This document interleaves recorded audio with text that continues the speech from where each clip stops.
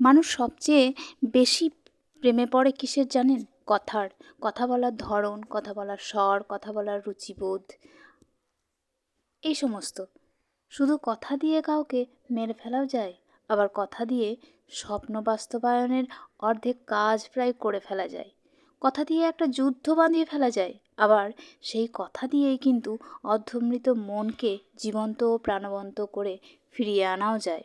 আজ আমি কেন এসব কথা বলছি সে আপনাকে বলবো।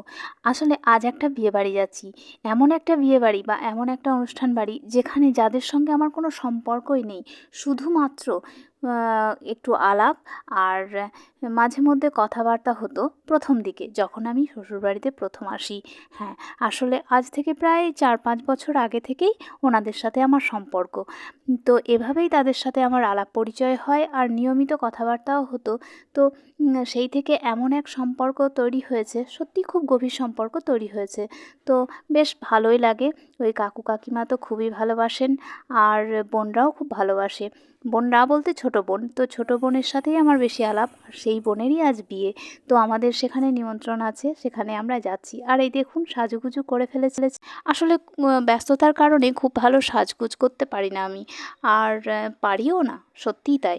আর নর্মাল একটা শাড়ি পরে নিয়েছি, হালকা কিছু সাজগোজ করে নিয়েছি, আর এই যে বিয়েবাড়ি পৌঁছে গেছি। হ্যাঁ, আমরা পায়ে হেঁটেই এলাম বিয়েবাড়ি। আসলে কীর্ণাহারের মধ্যেই যেহেতু, অন্য সময় হয়তো বাইকেও যাই বা টোটোতেও যাই, কিন্তু আজকে আমরা পায়ে হেঁটেই এসেছি। আর এই দেখুন এসে গেছি শুভম লজের সামনে। সত্যি কি অসাধারণ অ্যারেঞ্জমেন্ট ছিল, সত্যি খুব সুন্দর আপ্যায়নও ছিল ওনাদের। আর খুব সুন্দর করে সাজিয়েছে জানেন, ছবি না তুলে থাকতে পারলাম না, তাই ছবি তুলে নিলাম। তবে প্রবেশদ্বারে এখন গণেশ মূর্তি রাখাটা সচরাচর বেড়েই যাচ্ছে দেখছি, বেশ ভালোই লাগে এটা। আর আমি ভাবলাম একটু ছবি তুলবো, কিন্তু না হয়ে উঠলো না, অন্যরা ছবি তুলতে ব্যস্ত ছিল, তো আমি সেখানে ছবি তুলতে গেলে তাদের অসুবিধা হতে পারে। তো তাই জন্য মাহি চেয়েছিল যে গণেশজির কাছে একটু দাঁড়িয়ে ছবি তুলতে। তা ওকে বললাম যে ফেরার সময় চেষ্টা করে দেখবো মা, তুমি এখন চলো। তো হ্যাঁ, আর একটা কথা বলে রাখি,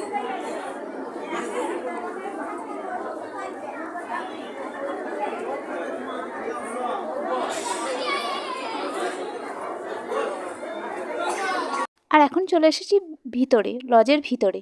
তো এসে কাকিমাকে খুঁজলাম, খোঁজার চেষ্টা করলাম, কাকিমা বা কাকু কাউকে খুঁজে পাচ্ছিলাম না, কারণ ওনারা তো আজ খুবই ব্যস্ত থাকবেন। তো তাই জন্য বোনের সাথে দেখা করলাম, আর বোন খুব খুশি হলো আমাদের দেখে। আর ব্যস্তও ছিল, আজ তো সবাইকে কথা বলার আছে, তারপর সবাইকে মোটামুটি আহ্বান করার ব্যাপারটা তো আছেই। তো তারপর কেউ কেউ আবার জিজ্ঞেস করছে আমি কে হয় বলো তো, এরকম প্রশ্ন। তো ও আজকে খুব চাপেই পড়ে গেছে, কিন্তু সত্যি বোনকে খুব সুন্দর দেখাচ্ছিল, অসাধারণ দেখাচ্ছিল। আর ও তো বারবারই থ্যাংক ইউ বললো সুন্দর বলার জন্য। তারপর ওর হাতে গিফটটা তুলে দিয়ে এদিকে আমরা একটু সাইডে এলাম। আসলে আজকে খাওয়া দাওয়ার আবার ব্যাপার আছে জানেন তো। আসলে আমি তো আজকে নিরামিষ খাবো, আমি শুধু একা না, আমার বর, আমার মেয়ে, আমরা সবাই আজকে নিরামিষ খাবো বিয়েবাড়িতে।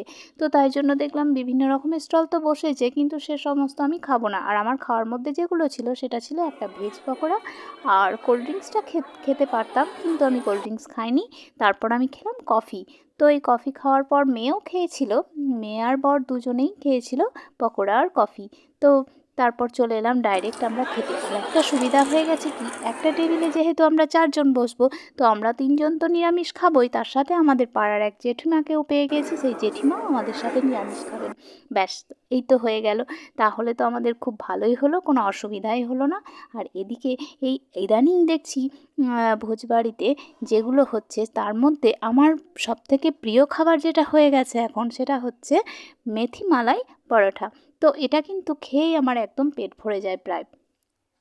অসাধারণ ছিল সেই সমস্ত খাবারের স্বাদ, আর সত্যি খুব ভালো লেগেছে আজকে বিয়েবাড়িটা। আর তারপর ছিল আইসক্রিম, আর আইসক্রিমের এই ছাতা কিন্তু মাহির খুব পছন্দ ছিল। তারপর ও একটা ছাতাও নিল খেলতে খেলতে বাড়ি যাওয়ার জন্য।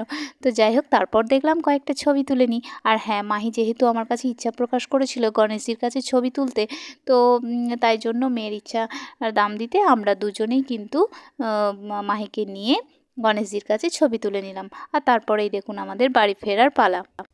আর খাওয়ার শেষে কিন্তু অনেকের সাথে দেখা হয়ে গেল, যারা আমাদের পাড়ারই বৌদি, দাদা, কাকু, কাকিমা এ সমস্ত। তো এদের সাথে একসাথে বাড়ি ফিরে গেলাম গল্প করতে করতে।